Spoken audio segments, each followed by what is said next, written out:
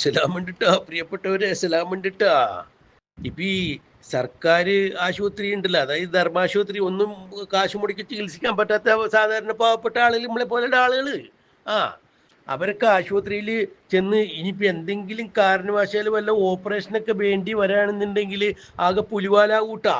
കാരണം ഈ ഓപ്പറേഷനൊക്കെ കഴിഞ്ഞ് മടങ്ങുന്ന ആളുകൾ അവിടുത്തെ ആശുപത്രിയിലെ കത്രിയൊക്കെ ഇട്ട് വയറ്റിൽ ഒളിപ്പിച്ചിട്ടുണ്ടോ പോണേന്ന് പറയുന്നത്. ഇപ്പൊ പുതിയ ചില കേസുകളൊക്കെ അങ്ങനെ പുറത്തു വന്നിട്ടുണ്ട്. ആലപ്പുഴ വണ്ടാനം മെഡിക്കൽ കോളേജിൽ 5 കൊല്ലം മുമ്പ് ഓപ്പറേഷൻ നടത്തിയ ഒരു ഉഷ എന്ന് പറഞ്ഞ പാവപ്പെട്ടൊരു വീട്ടമ്മ ആ ആശുപത്രിയിലെ ഒരു കത്രിക കടത്തിക്കൊണ്ടുപോയി എന്നും പറഞ്ഞൊരു കേസിന് ഇപ്പോൾ വന്നേക്കണത്.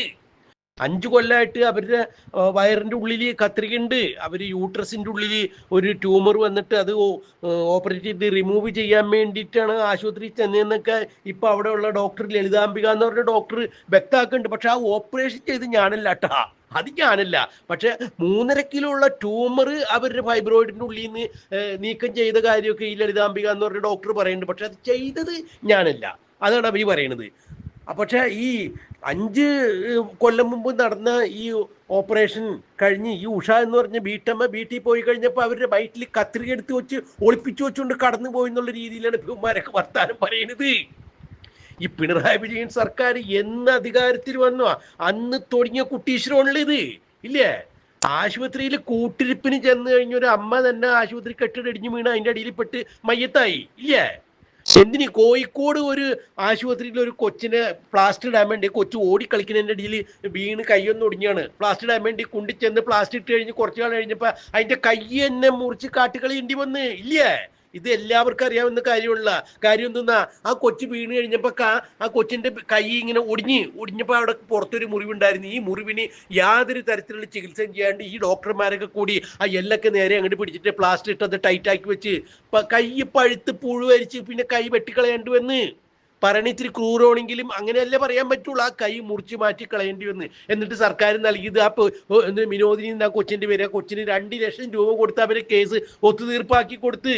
എന്നിട്ട് ആ കൊച്ചിന് ആർട്ടിഫിഷ്യൽ ലിപ്പ് വെച്ച് കൊടുക്കേണ്ടി വന്ന്, കൈ വെച്ച് കൃത്രിമ കൈ വെച്ച് കൊടുക്കേണ്ടി വന്ന്. അതിന് പ്രതിപക്ഷ നേതാവാണ് കാശ് ചെലവാക്കി കൊടുത്തത്. ഒന്ന് ഓർത്തു നോക്കണം. ഈ പിണറായി വിജയൻ അധികാരത്തിൽ വന്ന അന്ന് മുതൽ സാധാരണക്കാർക്കാണ് ഇടങ്ങേറും തുരിച്ചു നോക്കുക.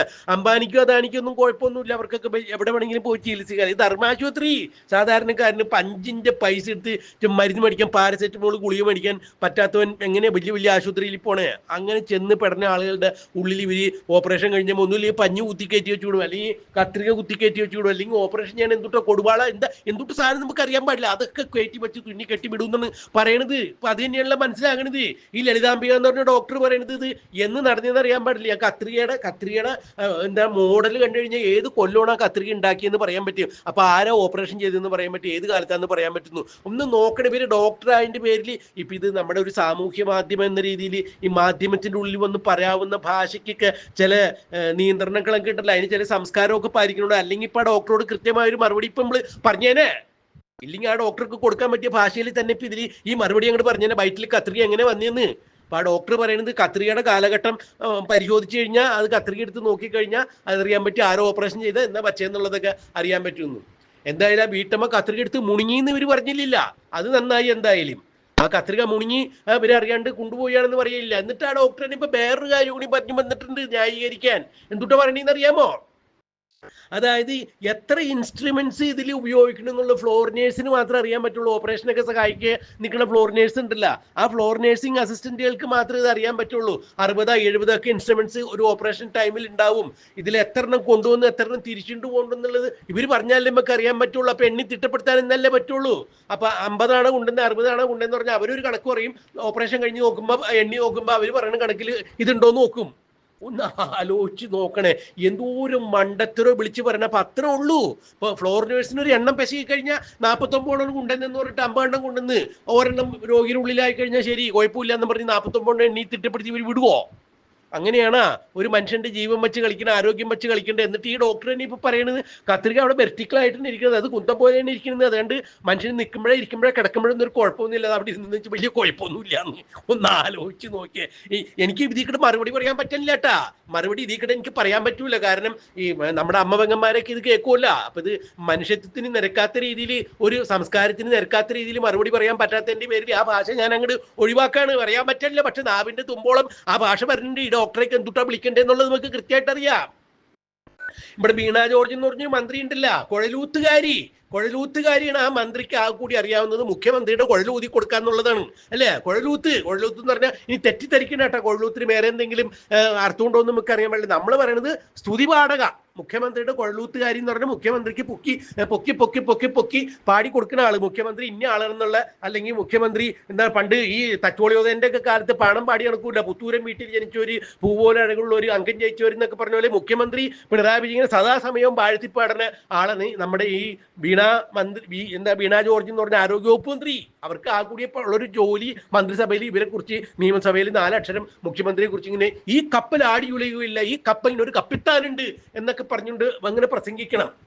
കപ്പല് കടലിന്റെ അടിയിൽ പോയി അടിത്തട്ട് തട്ടി നടുതകർന്ന് 4 കണ്ടായിട്ട് മുറിഞ്ഞ് എല്ലാവരും മുങ്ങിച്ചാവാൻ പോകാണ്.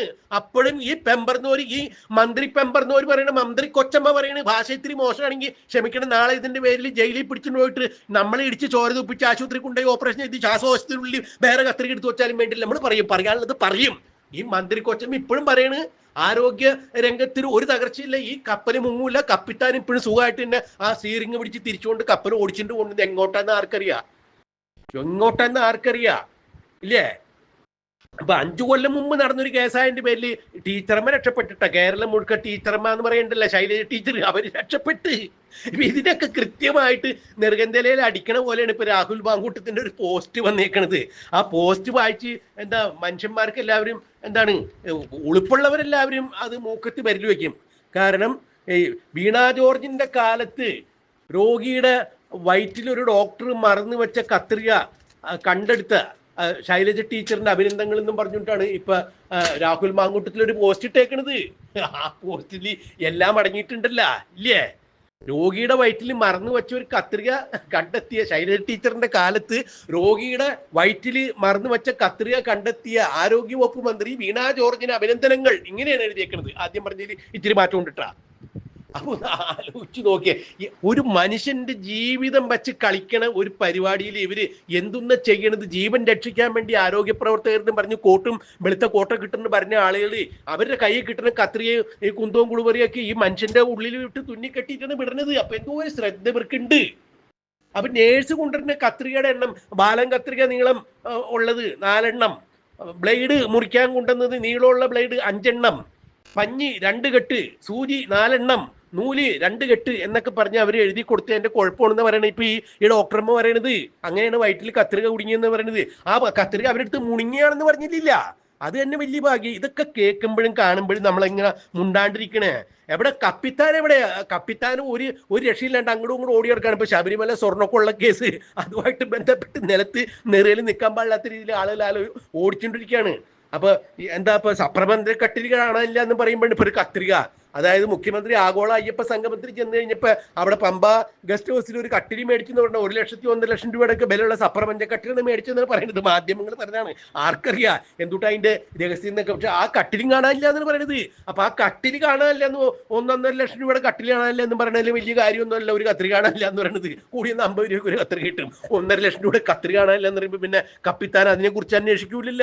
കപ്പിത്താനും നിലത്തും നിറയിൽ നിൽക്കാൻ പറ്റണില്ല, ആളുകൾ നിലത്തും നിറയിൽ നിൽക്കാണ്ടിട്ട് ഓടിച്ചുകൊണ്ടിരിക്കുകയാണ്. ശബരിമല സ്വർണ്ണക്കൊള്ള കേസ്, ശബരിമലയിൽ നടത്തിയ ആഗോള അയ്യപ്പ സംഗമം തൊട്ടതിനും പിടിച്ചതിനും ഒക്കെ പുലിവാല് പിടിക്കുന്ന പോലെ വലിയ വലിയ അഴിമതി കേസുകൾ പുറത്തേക്ക് വന്നുകൊണ്ടിരിക്കുകയല്ലേ. ഇപ്പൊ ആഗോള അയ്യപ്പ സംഗമം നടത്തിയതിന്റെ എന്താണ് കണക്ക് പുറത്ത് അവതരിപ്പിച്ചു കഴിഞ്ഞപ്പോ ഏതാണ്ട് 4-4.5 കോടി രൂപ അത് കട്ടുമുടിച്ച് തിന്നതിന്റെ കണക്കാണ് പറയുന്നത്. തിരുവിതാംകൂർ ദേവസ്വം ബോർഡ് ആ കാശ് കൊടുക്കില്ലെന്ന് പറയുന്നുണ്ട്.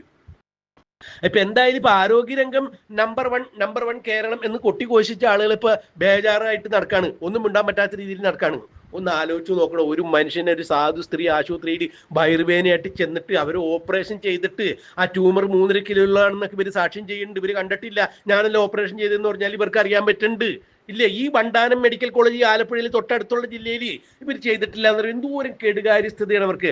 ആരാന്ന് അത് ഡ്യൂട്ടിയിലുണ്ടായിരുന്നു, ഏത് ഡോക്ടറാണ് ചെയ്തതെന്നൊക്കെ അറിയാം. ഏത് ഡോക്ടറാവട്ടെ, അവരെ കണ്ടുപിടിച്ചുകൊണ്ട് എന്താ കാര്യം? അനാസ്ഥയല്ലേ നടന്നേക്കണത്. എന്നിട്ട് ഇപ്പൊ വയറ്റിൽ കത്രിയും കൊണ്ട് ആ പാവപ്പെട്ട സ്ത്രീ അതിന്റെ എക്സ്റേയും പിടിച്ചുകൊണ്ട് നടക്കാണ്. അതിനെന്തെങ്കിലും ഒരു തീരുമാനം ഉണ്ടാക്കണ്ടേ? ഈ മുഖ്യമന്ത്രി എന്ന് പറഞ്ഞ ഈ മനുഷ്യൻ എവിടെ നടക്കണേ? 2026 ഇലക്ഷൻ വരുന്ന എങ്ങനെയും 3.0 ആവർത്തിക്കാൻ വേണ്ടി പെണ്ണുങ്ങളുടെയൊക്കെ അക്കൗണ്ടിലേക്ക് 1000 രൂപ വെച്ച് മുഖ്യമന്ത്രി അയച്ചുകൊണ്ടിരിക്കുകയാണ്.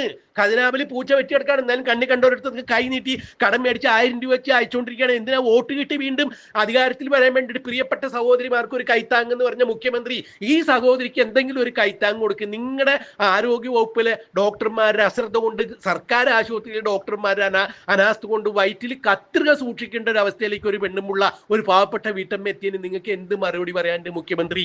നിങ്ങൾ അതിനെക്കുറിച്ച് ആലോചിക്കുക. 1000 രൂപ വെച്ച് എല്ലാവരുടെ അക്കൗണ്ടിലേക്ക് നിങ്ങൾ തള്ളി മറിച്ച് വോട്ട് മേടിച്ച് 3.0 ആവർത്തിച്ച് ആ ഭരണത്തിൽ വരാനല്ല നോക്കേണ്ടത്. കിട്ടിയ ഭരണം നല്ല രീതിയിൽ ആളുകൾക്ക് ജീവിക്കാൻ പറ്റുന്ന രീതിയിൽ കൊണ്ടുകിടക്കാൻ ശ്രമിക്കണം. ഇനി കൂടുതൽ എന്തെങ്കിലുമൊക്കെ പറയണമെന്നുണ്ട്, പക്ഷെ പറഞ്ഞു കഴിഞ്ഞാൽ ചിലപ്പോൾ ഭാഷ മാറും എന്നുള്ളതിൻ്റെ പേരിൽ നമ്മൾ മിണ്ടണില്ല. അപ്പം ഇനി ഇങ്ങനെ എന്തെങ്കിലുമൊക്കെ ഉണ്ടാകുമ്പോൾ വരാട്ടാ. സലാം, ആയിക്കോട്ടെ.